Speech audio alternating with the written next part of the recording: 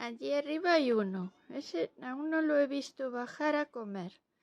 Está allí lloriqueando, pero no baja, como que tiene miedo.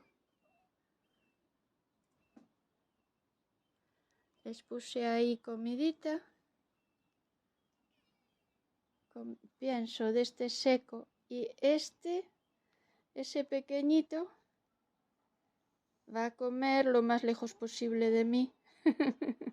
Porque tiene hambre, pobrecito, pero me mira, cada tanto mira a ver si me acerco. Esta es la mamá de este señorito, que es el más cariñoso.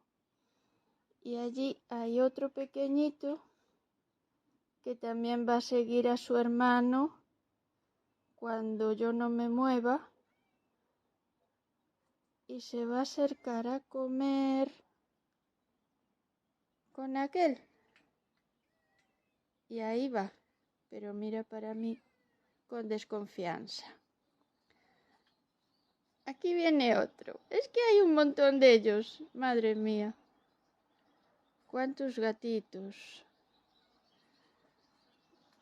Cuando dentro de poco me venga a vivir a esta casa, que la tengo que limpiar y arreglar porque está deshabitada, un poquito abandonada también,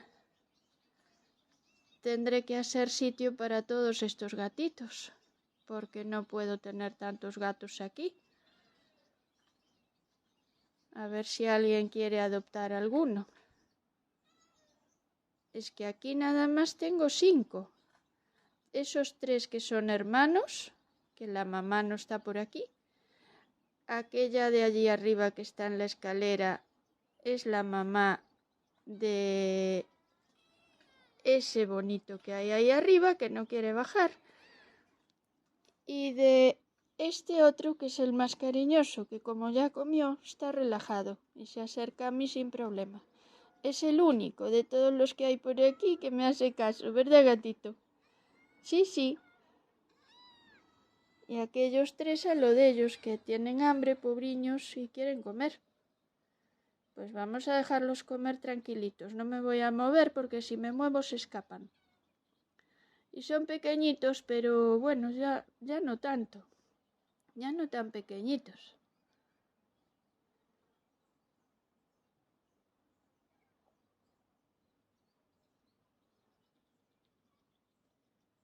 Otra vez a comer. Claro, tu hermano no quiere bajar. Gatito, ven, que no te voy a hacer nada. Ven a comer. Ven a comer, gatito. Cuando subiste hasta ahí